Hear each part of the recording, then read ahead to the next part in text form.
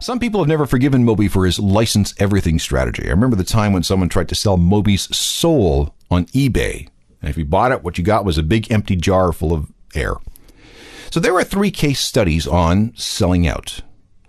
Where do you sit on this subject? We're almost finished, but we can't wrap up the program without a remix of the week and another round of useless information. More of The Secret History of Rock coming up. Back to The Secret History of Rock with Alan Cross. Here is this week's round of useless information. Again, I have no idea what you're going to do with this knowledge, but it somehow seems like it might be important to someone someday. In Japanese, Ringo means applesauce. This is why Ringo Starr made a lot of money appearing in a TV commercial for Japanese applesauce in 1996. Jeff Skunk Baxter used to play in the Doobie Brothers and perform with Steely Dan. He also worked as a session musician for Bryan Adams, Eric Clapton, Sheryl Crow, and Rod Stewart.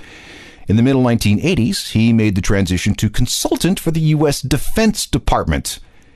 He's now a recognized expert on missile defense and spends a lot of time working for NASA.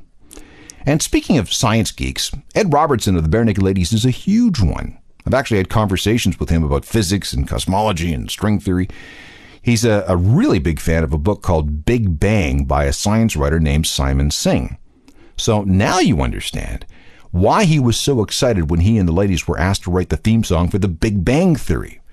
The band thought this was a pretty cool gig, but they had no idea the show would become such a hit. And now that it's in syndication, this has become a major source of revenue for them. So every time you hear this song being played, just know that the Barenaked Ladies make a little more cash.